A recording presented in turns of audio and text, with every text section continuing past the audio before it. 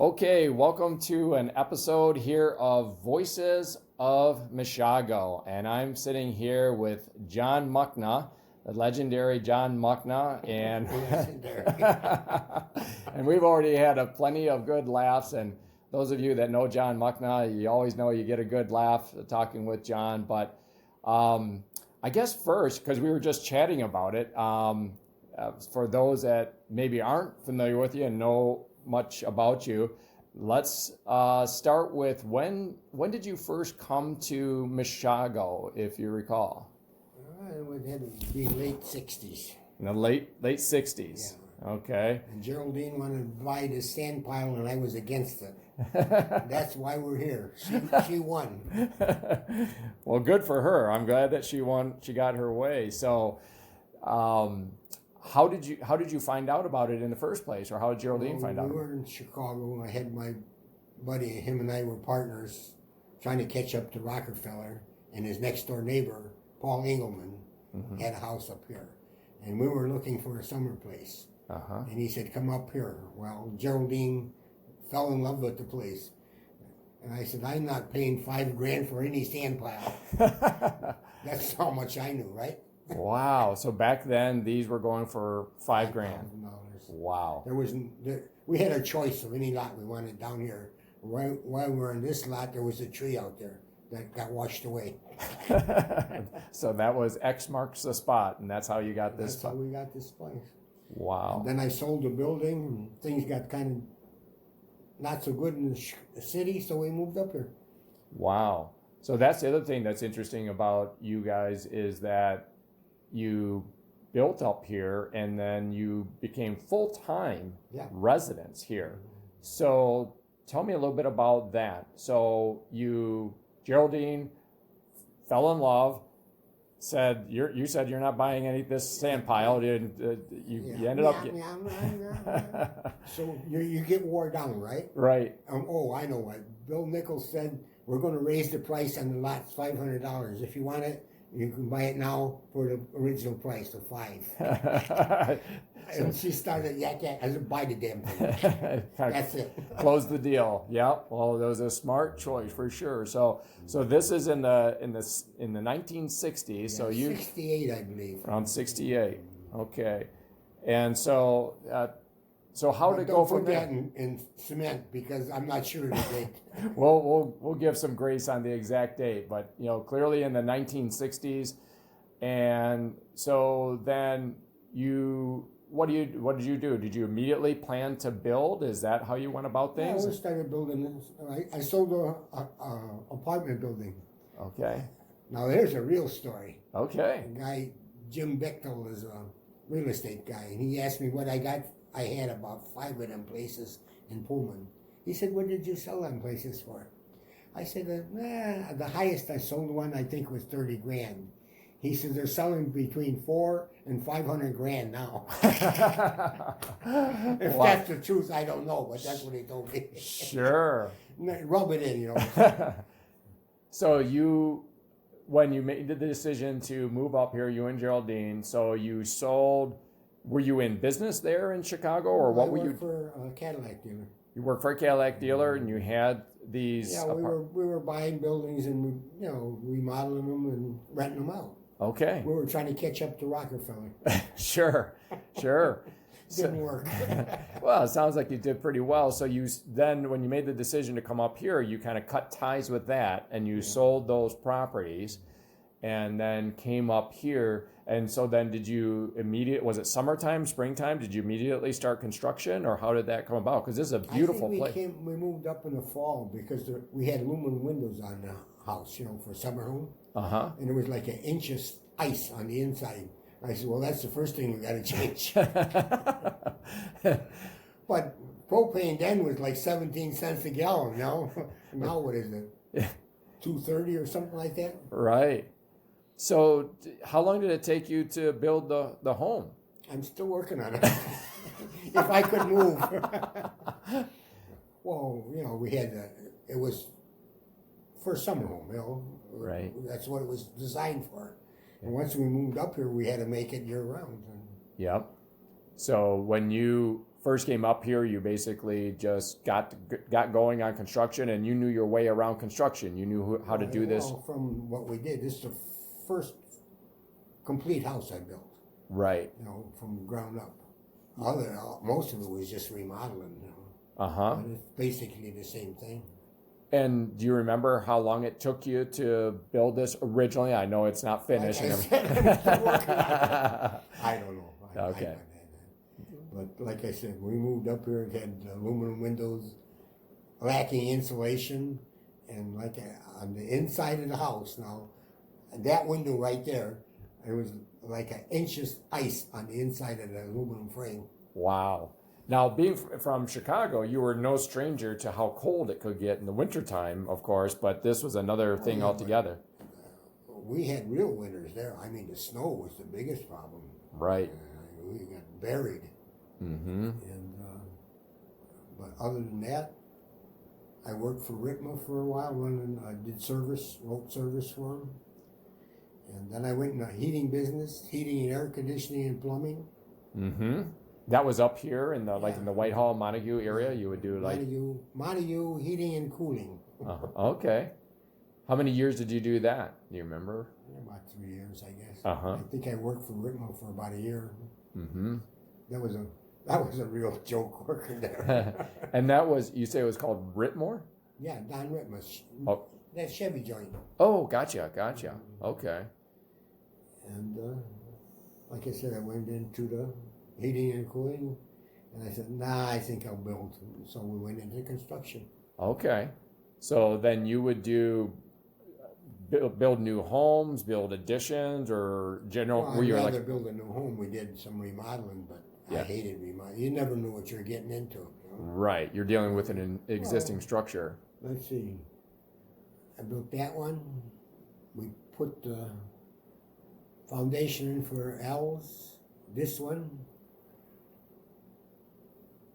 Worked on Gallagher's. I worked on Michael's. And the A-frame, I worked for Strobel's. Bob Heaton owned the next one. And then the next one over, I worked on that one. And the next one over, we built for my brother. Next one over was for Pete. And then the family house down on the beach. Yeah. Worked on Johnson's. And on Paul's place. And then Olsey's place. I did some work on Dishworks too. Wow. I worked on just about every house down here. And then I know you worked on Marge's as well. Oh, yeah. Yeah, she gave me a nickel tour, gave Emily and I a nickel tour of that, beautiful shed dormer. Yeah, well, Olsey wanted a dormer too. Well, when I did Marge's, I said, we'll only do it from the foundation up. Yeah. Because of the tongue and groove board and the way it was put together. Right. And so Olsey wanted the same thing done. I said, unless we go from the foundation up, right? Yep. No, he didn't. He hired Weinberg, I guess. Okay. And he called me over one time, come and look at this. Well, they only had a band around the roof, around this, about 7 foot off of the floor. Mm-hmm. And that's what held it together. And then they had the flooring on that, And it was spreading apart after they put the roof under. I mean, the dormer under. Wow. And he says, could you help me? I said, I wouldn't touch this with a 10-foot pole. But Glenn Anderson did help him out, though. I don't know what he did with it.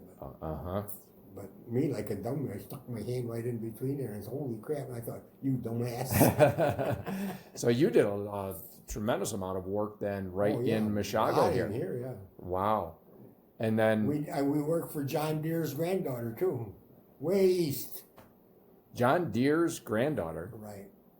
The John Deere? Yeah. I'll be darned. She was a real winner.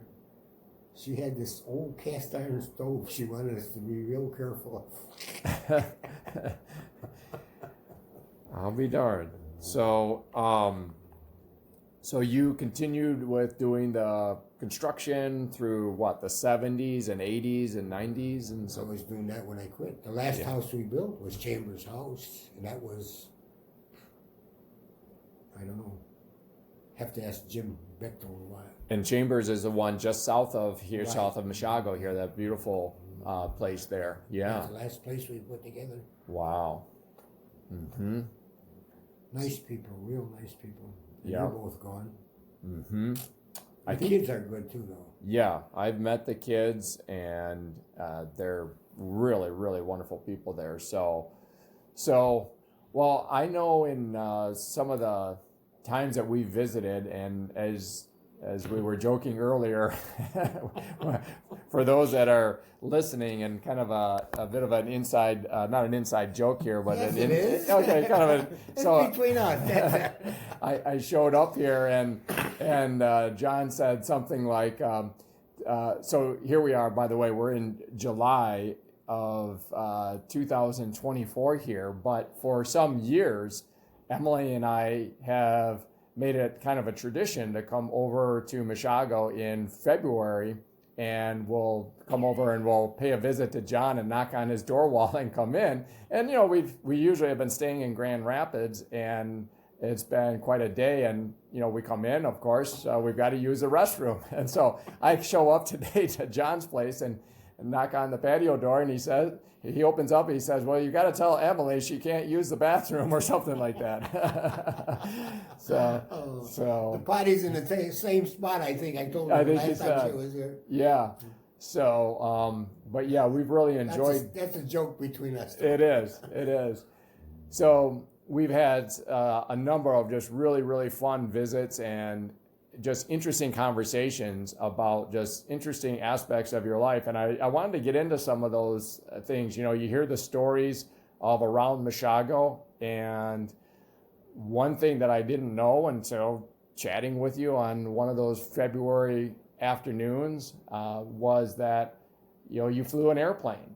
And Yeah, I did. and Hey, somebody took the picture. My daughter probably threw it away. okay, you had a picture of We landed a cub on the beach. oh my gosh. That's if you did that now, you'd be in jail. Sure. So when did you start flying, and was it just recreational flying, or what? Oh yeah. Yeah. Just for our own pleasure. Yeah. We bought a 1953 Tri-Pacer.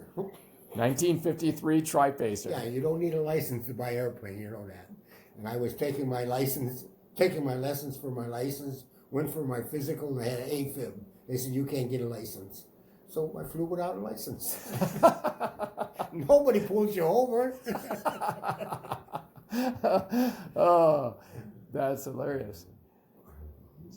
So you told me some stories, told Emily and I some stories here about, you know, one time where you kind of buzzed the beach here, and you came in at not purposefully. You came in. No, I did it on purpose. I Okay. was going to buzz the house, but this Tri-Pacer was so underpowered, and you know, it was kind of, you had to be careful. Yeah. Well, I had a tailwind and I wasn't paying attention, and I come by this house and Geraldine's on the deck.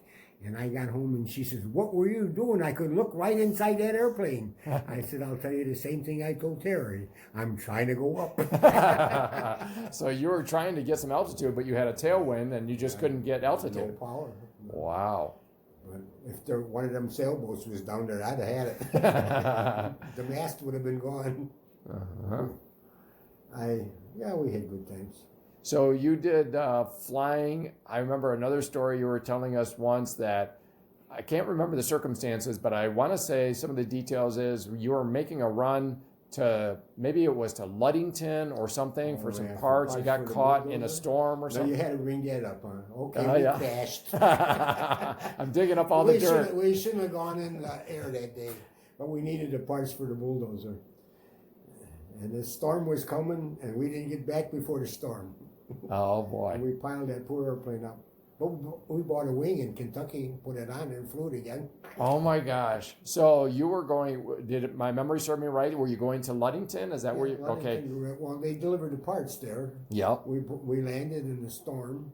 So where did you fly out of? You flew out of right around here or something, or? We used Winston Road for a runway. You used Winston Road for? Yeah, we kept it would be now it's the third farm down. That's where we kept the airplane. Oh my gosh. Well, the Russians notified the States that we had a down airplane. It was us. Well, that's what I remember. So you okay? So you, oh my gosh, the details that I hear about this, it gets crazier and crazier stories. So you used Winston Road as a runway. So you took Like off. I said, we'd be in jail if we did the. Yeah, you're flying. You're flying without a license with AFib. Wait, shh. Yeah, let them come and arrest you now, right? But so you flew up to Ludington and you picked up this. I flew there. Uh-huh. I made a landing. I thought this is going to be terrible because it was wind blowing so hard. It was going to bounce.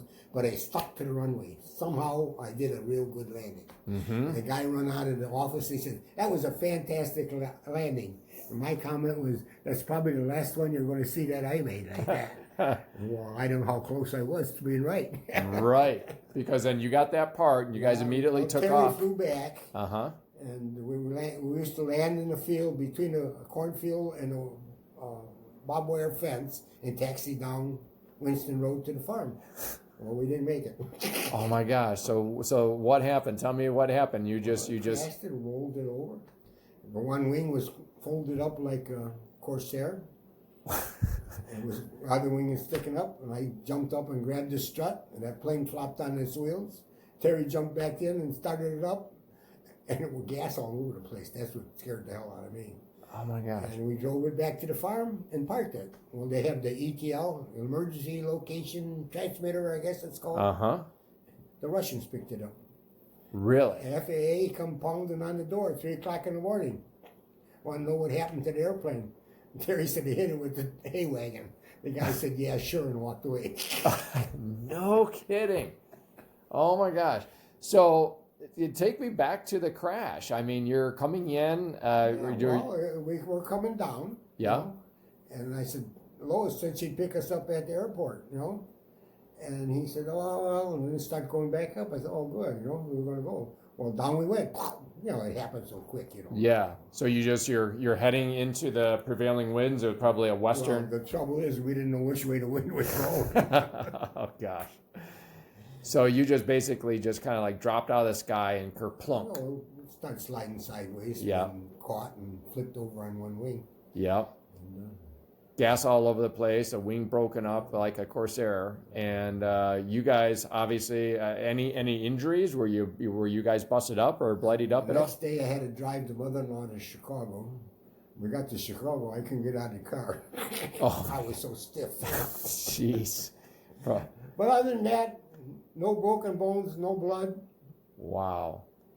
Anticlimactic, is that the word? Well, I'd say that's pretty climactic, including the FAA come knocking on your door at 3 a.m. I would love to have been there to listen to Terry make that excuse. That's pretty quick thinking. I hit it with a well, you know what? When the tires were sliding sideways, the tires didn't come off the rim, but they were full of grass, you know, from sliding. They pulled it back. And the FAA, Terry said, the guy's looking all over, and I thought we were really in trouble. And he said, I hit it with hay wagon. He said, yeah, sure, and he left.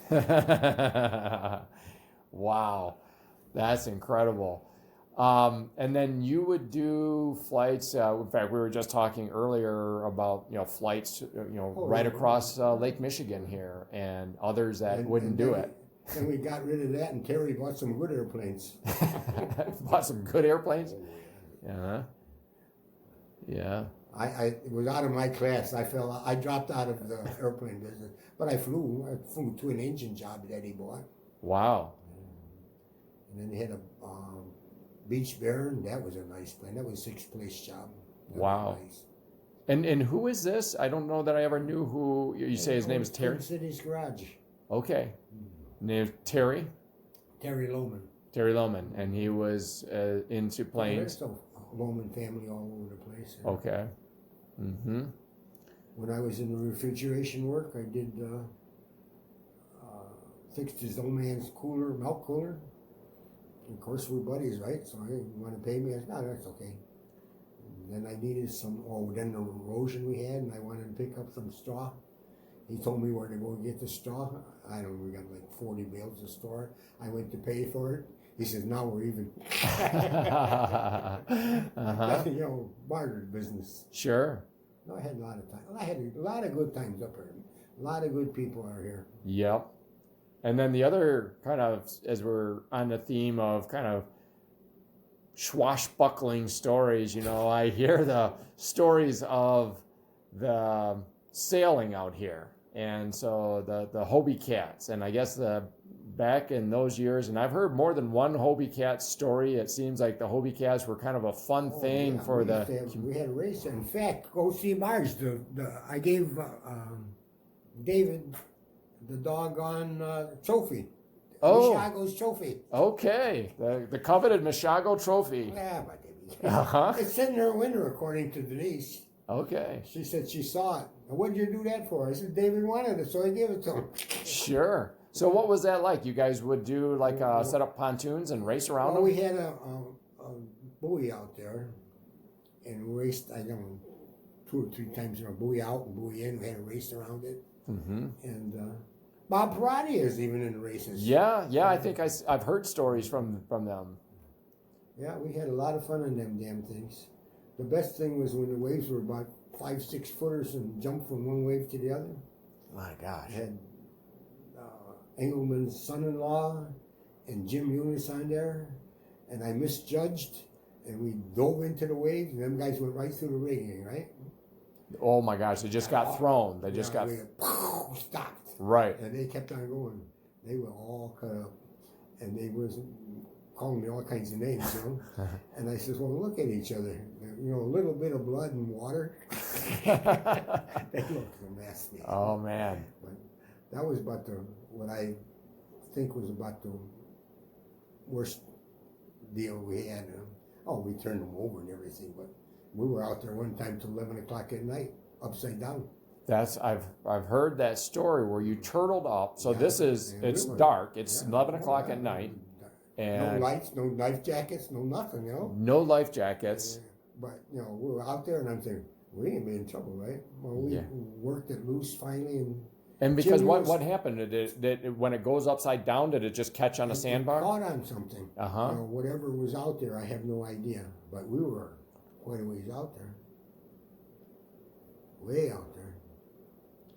When we finally did get it righted, and I told Jim, well, you take care of yourself, and I'll take care of myself.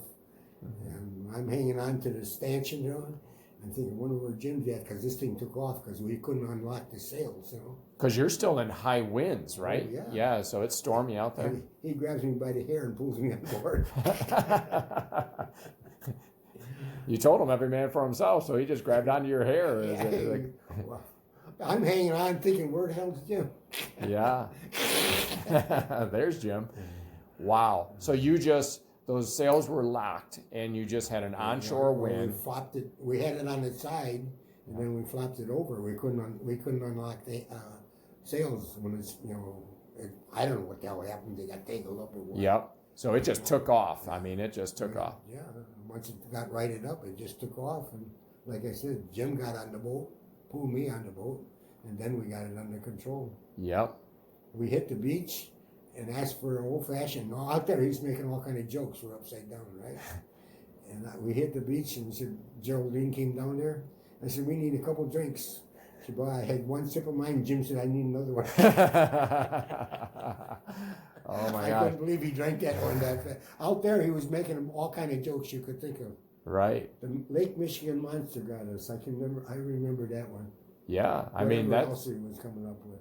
You guys were probably pretty close. It could have gone bad. I mean, had you not been able to get that unstuck. Some cruiser come by there, they never knew, Right. It was blacker and black out there. Yep, you would have been just squashed like a pancake. Wow. Then I had a woman that used to run from Wrights come down here and says, I seen you save a lot of people. Would you go out and save my son? I said, where's he at? We got out, and the water was freezing cold. He was in a kayak and turned over. Uh-oh. Yeah, we'll go get him. We go got him.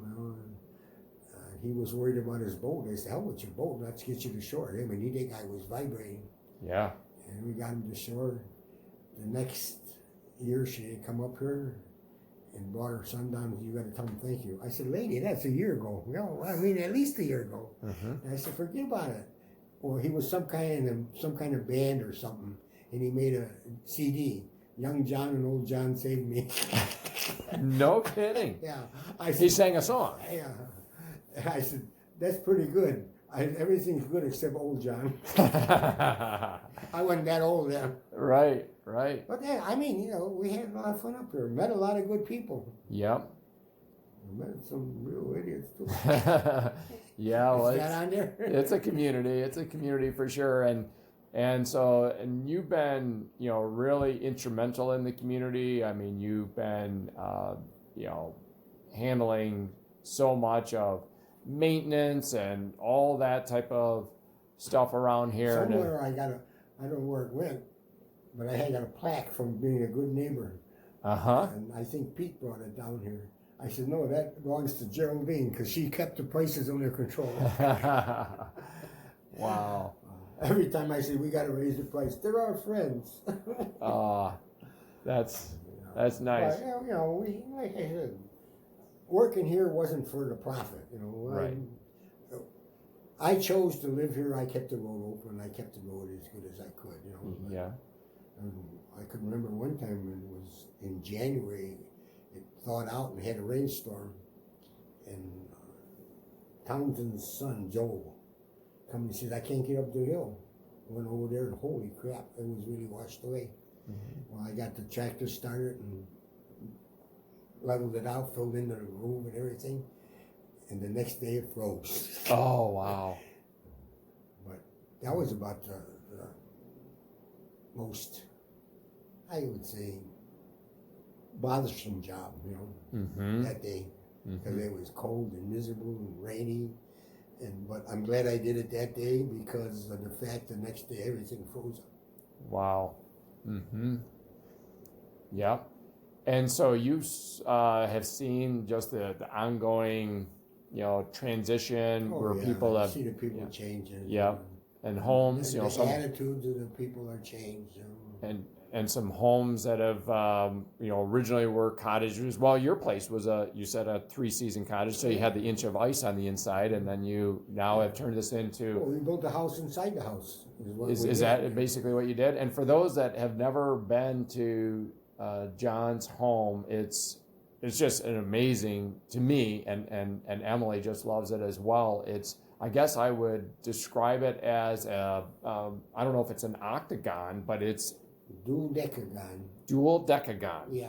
Okay. I don't know who come up with it, but that's 12-sided. 12-sided. It's amazing. And then right in the center, in this beautiful kind of a greenhouse, you have Jerry's Jungle, I call it. Jerry's Jungle. Is that what you call it? It's beautiful, though. I threw some plants away, but it was so bad out there, I can't take it. Yeah. But you've got a big, dome skylight that gets, brings the sun in there, and it's. Yeah, it's a nice place for growing plants. And Geraldine did grow the plants out there. Yeah. I call them weeds, but don't tell her. And, we never had the good fortune of meeting Geraldine, and of course Geraldine has passed on, and if we can a little bit just chat about her. You guys when did you lose Geraldine? That would have been how many years ago did she pass away now? Well,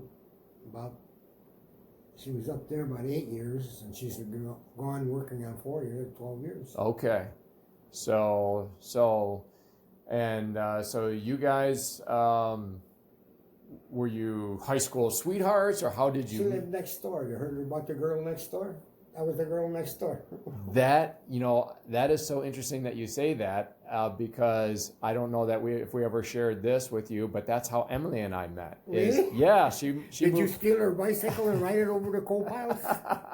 Is that what you did? That was that's how you wooed her, huh? To steal her bicycle. She got so mad. Oh my gosh. So you knew each other as young. Kids. From. Yeah. So you were literally kids growing up as neighbors, and then. Yeah. I'll be darned. What a wonderful way to to meet. Although she probably got to see, she knew what she was getting into. Then She didn't have any surprises. yeah. So is Geraldine's temperament? It had to be much different than yours. I mean, because yours is very. It was. Yeah. She was more calming. Right. She was the calming effect. Like I said, I wish I knew where that plaque was. It should have gone to her, not to me. Right. As far as keeping the dues down. Being a good neighbor. Being a good neighbor. Yeah. And so did she, this was in a way kind of originally her dream to live here. She was the one that kind of convinced you. It wasn't my idea. Right. Yeah. If it wasn't for her, you never would have been here. No, I wouldn't. Yeah. I mean, I come up and we looked at it, like I said, $5,000 sand pile. Mm-hmm. And then Bill sealed the deal when he said, we're going to raise the price $500. Buy the damn thing. Just to keep her quiet. And this was Bill Nichols? Yeah. Nichols? Or is it Nicholson or Nichols?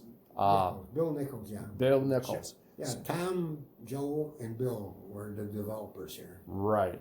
And Bill, for those that aren't familiar with it, their home was, or the blue home, that just, I think... That was Pat Chappett's parents' home. Okay. And that's why Pete was so interested in the house. He had a lot of memories for him. Sure. So Pete just recently purchased that. So him and Tommy are in partners in that. Right. He and so Pete Chapett. For those that in this Voices of Mishago, the Chapett family is another of the founding families here in Mishago. So Pete is part of that founding family, and then Tommy Deishberg. So Tommy and Pete bought. Tom was bookkeeper for, I think, Reply Globes, Spangler Brothers, and somebody else. He was all right. Well, Bob. Yeah. He could give you all the information better than I could. Sure. And so they all kind of knew each other through, because the Nichols owned, you said it was the Globe Company, right? Yeah. Yep. So, and it was interesting. Top flight models too. Oh, is that right? And he had a toy factory in Germany. Is that? Maybe we shouldn't say that. Well, is that how? Because the other thing that is really noteworthy about you, and again, every time we would show up in February, every time we showed up and came to this patio door, you were working on a model airplane every single time. When I built Bill Nichols' house down here, I said, hey, then I knew he was in the top flight model, so I like a model. I got started and never stopped. Wow. Now I got no room. Well, I just got rid of them, all of them. Some guy came out and took the whole pile. Mm-hmm. Well, I can't take it with me, Sure. Yeah, I remember one time when we were here in February, you showed Emily and I, kind of gave us a nickel tour of all the amazing models that you had. Well, if you go in the basement now, it's empty. Yeah. In fact, Adam was down here. He says, man, this is huge. I said, same size as upstairs, but no walls. Right. And do you have any idea how many model airplanes that you had? Too many to count, huh? I couldn't even give you a guess. Yeah. But that just developed into a passion of yours? I mean, of just... I flew them out in front. Mm-hmm. I made a Jeb Zero on floats. Mm-hmm. And got it in a magazine. Ken Willard was a writer for Magazine Outfit. And Bill had these guys all up here, I think for about like 3 or 4 years. And I made that Jeb Zero, and Ken Willard liked it so much, he put an article in the magazine. Really? My 15 minutes of fame. Oh, wait a minute. You got that around here, huh? Maybe. Oh, yeah, here it is. This was in a drawer. Oh my gosh. Wow. Page.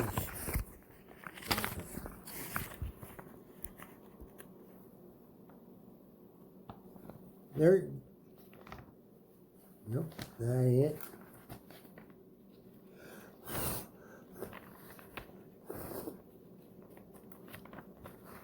Damn it. And this magazine is what's the name of this? Oh my gosh, yeah, There there. it is. I'll be darned. Three, There, four. there's me and there's Junior. I'll be darned.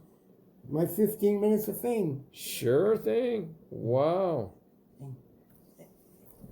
Wow. I thought he was pulling my leg when he wanted to write the article in there. Mm-hmm. And I wouldn't have that, but Geraldine stuffed it somewhere in the back room, and the kids found it when they're cleaning up. I'll be darned.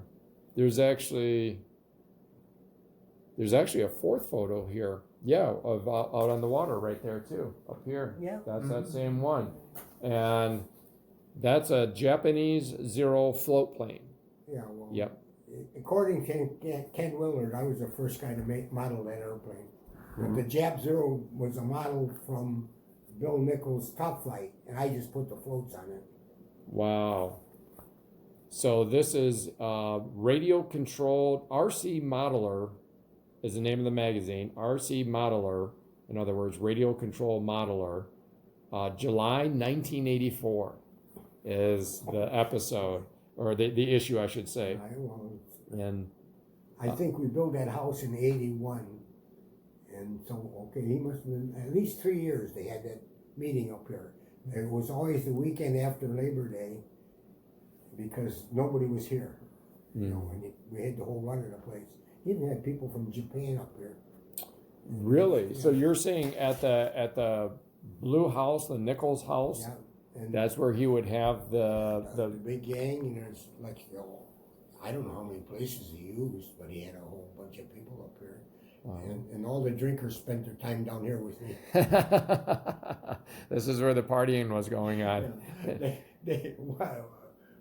There was some kind of rotten tomato or something, tomato eater or some damn thing kind of film that was up there, and the whole gang comes down here, and we don't want to watch that crap. Wow. But I was a bunch of nice guys. Yeah. I had the good fortune of meeting Marie Nichols, and she was in her 90s, I want to say, when I met her. And by the way, speaking of age, as we were chatting earlier, you're bumping up on 90, right? If I make it to March. If you make it to March, you'll be 90. Well, my bet's on you making it to March. You've got a lot of energy, but she was in her 90s and just a gem of a lady. I didn't speak with. She was a princess. She really was nice. Yep. Always nice to me. Mm-hmm. Bill and I had our arguments, but or I should say our discussions. Sure. You can't miss, right? Your heated when you're discussion. Working for somebody and he's the boss and he's the money man, you always get an argument, right? Yeah. And I didn't realize this. So did you say that you built that home, the blue home? Or did I misunderstand you? I put the addition on that one end. I worked on it. I just put that addition that goes out to the east. Yep. Put that on. That was the last job I did for him. Okay. Gotcha. And the Nichols family, so you mentioned about the model company that he had, but then they had the Globe company, right? Yeah, he was in a number of things. Yeah. I know he had the toy place in Germany, the Globe place, and model place that I know of. Whatever else he did, I have no idea. Mm-hmm. But just the ones that I know about. Yeah. He was quite a shrewd man. Mm-hmm. Yeah. I remember when I first heard that, and I can remember growing up, in elementary school, every classroom had one of these globes, and I imagine it probably came from their factory or their company. There's one in the back room. It's going with me to my jail. To your jail. Okay. So, yeah, and that's as far as an update on this episode as well. So this, you've just recently sold your place here. The great news is it's staying kind of within the Mishago family. Mike Dwyer has bought it. I hope he has a good time. Yep. So that I enjoyed it. I mean, of course, the last few years were kind of crappy, but yeah. we had a good time up here. Yeah. It was wild. Everybody was friends. Yep. Now it's not that way. Yeah, well, things change. So, but you've you've got, it's an unbelievable view here. I mean, well, yeah, you look out 3 sides at once. yeah. I mean, it's just amazing, and including when we're here in February. Of course, it can be some brutal weather, but so many times when we would show up, it would be a bright bluebird day. I can remember one time it was bright bluebird. It was quite windy out there, and it had been cold, but it was open water, but with floating like icebergs out there. Yeah. And there was times. One time they said on the Channel 13 the lake was completely froze over. I'm going to call them up and say, "There's water in front of my house," but I didn't do it. They didn't quite have their facts straight. Yeah. So, I mean, we had some bad winters up here. Well, it was one time for 6 days we had no electric. And Junior was in diapers or one of them things. And I made scrambled eggs in the fireplace. And I don't know for how long after that he talked about the scrambled eggs. I said, "Did you like the ashes in there?" For him, it was probably a fond memory. For you guys, yeah, it was great. Sure. Yeah. Yeah, because back then, the winters were harder in Michigan, in the 70s and so forth. We didn't have a generator then either, though. Right. All we had was that fireplace. And it was hard. I had a one of them kerosene heaters too, but that I didn't like that. Mm-hmm. Had it cracked. I kept the window cracked open. Right. When you're using the kerosene. Mm-hmm. So, other than that, most of the time been pretty good. That's why I have a generator now.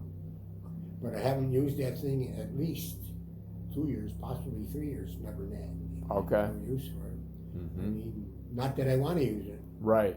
In fact, not last year. Year before, had my buddy Terry started up. He said, "It's running." I says, "Yeah, but there's a generator." And we plugged the light in. I said, "Oh, okay, it's generating." Yeah. Yeah, gee, this past winter in particular was very mild. Oh, yeah. Well, the electric company started a tree trimming deal, to keep the trees away from the lines.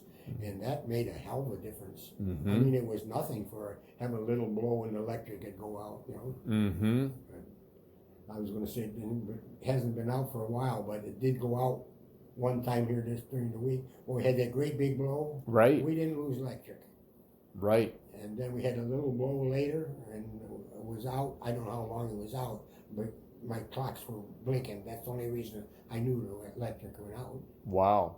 This was after that big storm? It was after that big blow. Wow. During the big blow, we didn't, I'm laying in bed. I like a storm when I sleep, right? Yeah. Needless to say, I didn't know it was that good. Wow. Yeah, what was it like here during that? Did you have any anticipation? I was just laying in bed. Oh, man, this is neat. And sleeping, I slept through most of it. Wow. And when I got up and I heard about all the damage, and then we went down the old Channel Trail and over there by just the other side of the restaurant going back to town. Yeah. You would not believe how bad it was there. Right. There was piles and piles of wood all over the place. Right. Lines down. Mm-hmm. I couldn't believe it. There's nothing here, but go down Indian trails there. Yeah. About, I don't know, maybe half a mile or so. Mm-hmm. It's pretty much cleaned up, but there's logs all over, cut up logs. Yeah. A lot of trees out of there. That's how close it came here. It is so close. In fact, right in the Flower Creek community there, I took a bike ride over there, and I couldn't believe it. And it was, in the rest of Whitehall area, like the area that you're talking about down by Old Channel Inn and so forth, it seems very clear that it was just kind of call it straight line winds or something that blew that down. But it was here. That's And here, that's that's you the know, thing. and I said when we were looking at it with my buddy, and I said, you know, they see straight line winds. You think there'd be a whole path of it? Right. I said, I bet you it was tornado, and they don't want to own up to it. Yeah, because the one in Flower Creek, it surely had to be a tornado because there's a patch of the woods. If there's one, there's got to be 50 or 100 trees, big, huge, mature hardwoods. It's like that all over. Yeah. One spot here, and right next door, nothing. Yeah. I saw two vehicles that were totaled, you know, smashed with Right. big trees. Houses were damaged, but nothing that I saw riding around that the houses were unlivable. You know, some of them had blue tarps on them to Right. keep the rain out and stuff like that. But no houses really smashed that I saw. Mhm. Not saying there weren't any, you know. Mm-hmm. But when we were riding around sightseeing, I could not believe the damage Right. and the whole root ball. Yeah. You know, these great big trees tipped right up. That's what's amazing Yeah. is that I've seen exactly what you're talking about, where there will be this huge 60, 70, 80-foot Yeah, mature tree, and the They're whole 3 foot in diameter. I don't know how tall they are Yeah. because they're laying down. Right. But I mean, I could not believe it. But they're not snapped off. They're literally just blown out and pushed over like a big giant just grabbed onto them and just pushed them down. Right. Um, I still say it was tornado, but they straight line winds. I think they used that for an excuse for the insurance company. Could be. You know, so in the decades that you've lived here, I mean, was that one of the most the biggest storms that you've ever seen? It was just this one about a month ago? It wasn't bad here, you Right. know, to me. Like I said, I was in bed sleeping and woke up and I said, "Oh, good, a storm. I like to sleep." Well, that was about all I know. You know, and I got up and holy moly!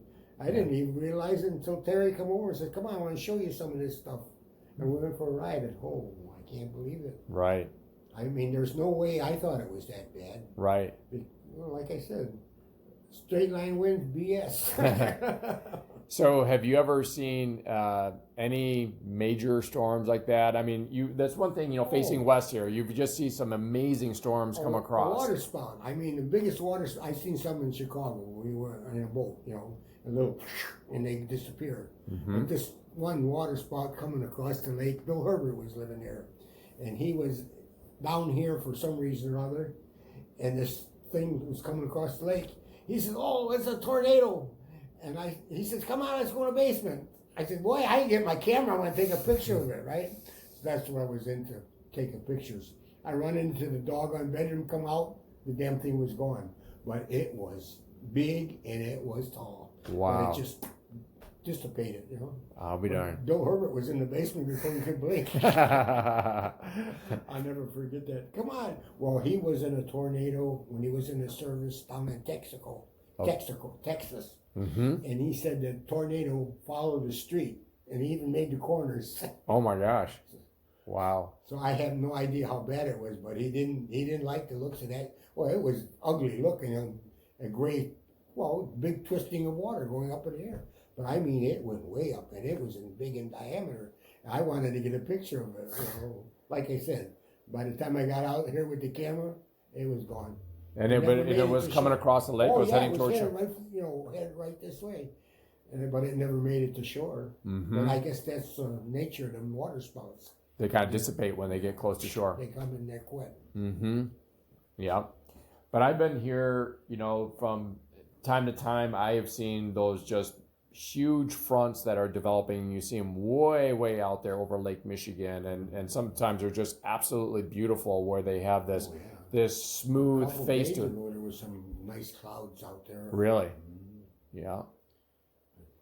Yeah, I enjoy a storm, but after what went through here, I don't know if I want to see anymore. Right. Yeah, that was a close call. Yeah. I mean, that's only not even 2 miles to the south. Well, I know Minor Park. I have some friends that stay in the campground there in Minor Park, and they were there.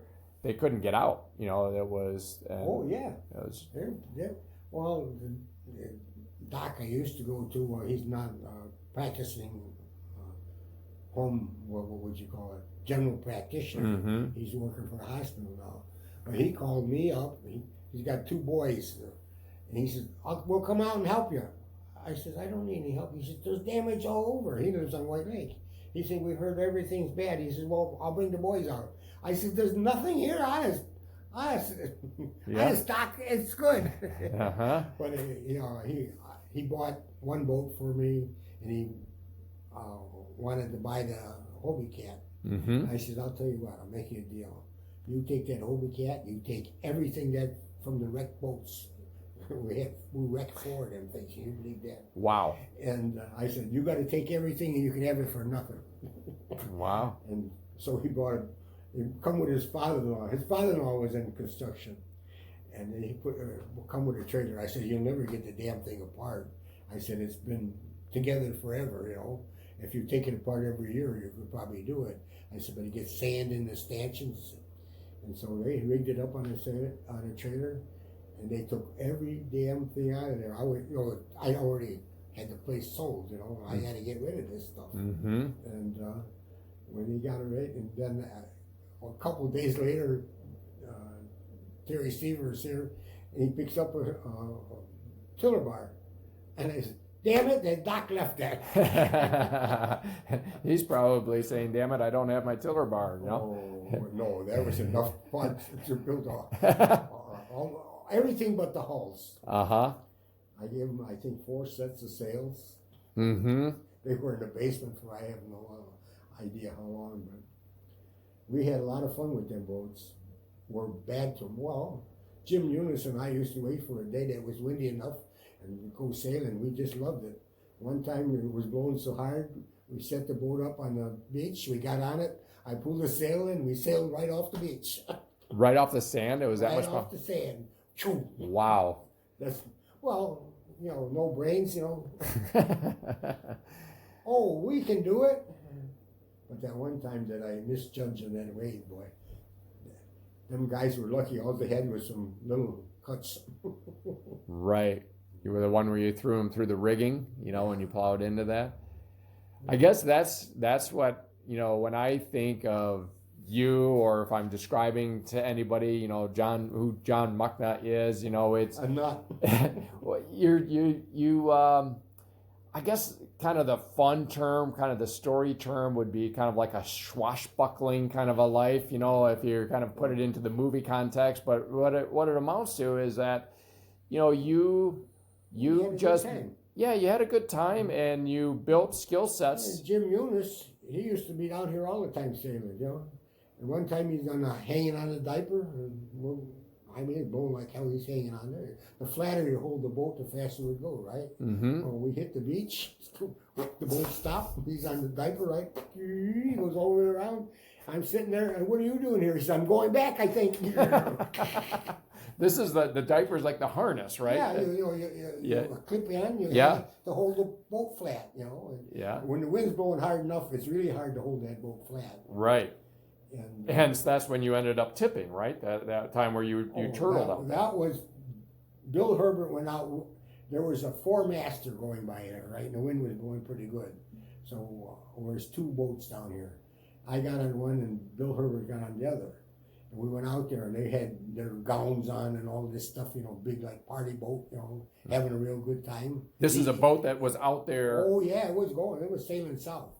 Okay. And the wind was blowing pretty good. So I went around the back of the boat and used it for a windbreak and turned around. Mm-hmm. Well, Bill Herbert tried to turn around the other side and he flopped over. And so when I got back, I went by him. I said, I'll go get some help because if I stop and help you, we'll have 2 boats upside down. Right. So I come back, I got Jim Eunice. And so we sailed out there and Bill's really worried, He was kind of more of a mild guy. He wanted to sail, but he was still kind of cautious. How's that sound? Mm-hmm. And so I said, we get over there and jump off and I'll come back and see what's going on, and so you can help him.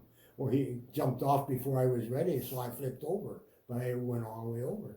Oh, wow. And turtled, and I said, well, when you get that one up, come and help me now, So they got. So that you did end up having 2 boats out there turtled up.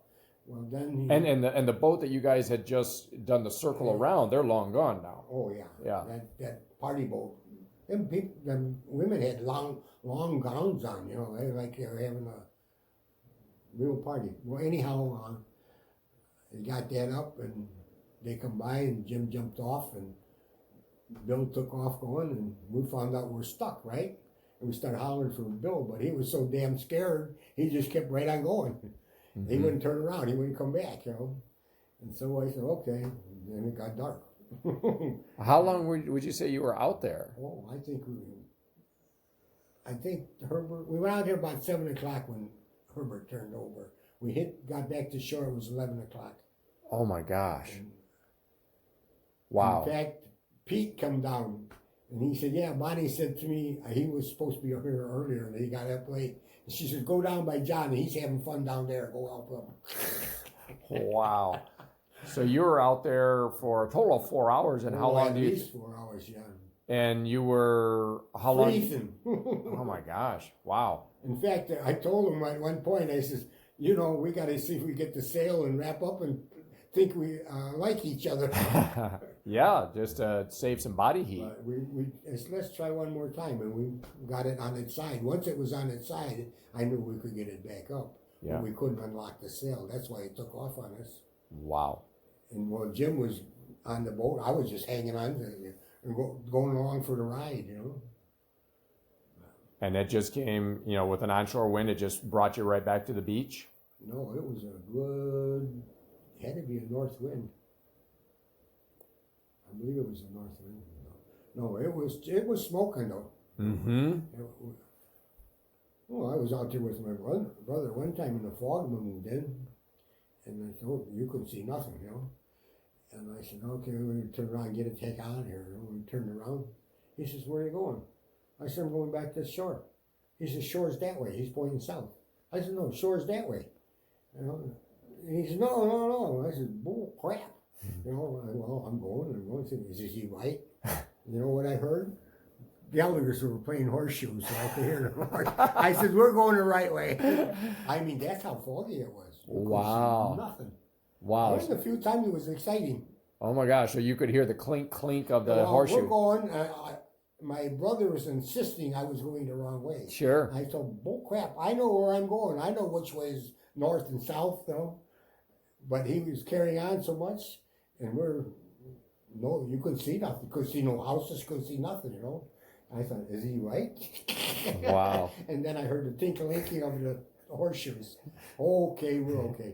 Good thing Gallagher's were paying horseshoes that day. That's right, because the way my brother was carrying on, he almost convinced me I was wrong. You guys would have washed up in Chicago. Compass, though, you know, no compass. No compass, no guidance or anything.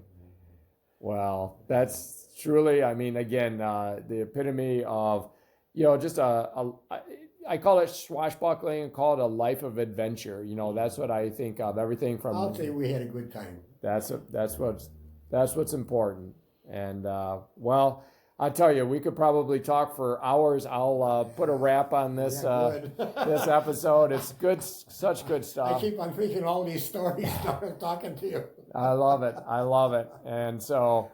Well, we'll wrap up on this episode of Voices of Mishago. Again, sitting here with John Muchna, and we probably said something we shouldn't say too. I think we're probably pretty good. We got all the good stuff here, a life of adventure, and a fantastic Mishago resident, one of the original Mishago residents, and just a legend for this community. So.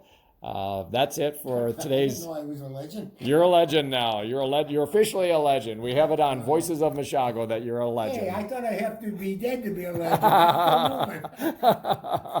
Oh, good stuff. Thanks again, John. Really appreciate it.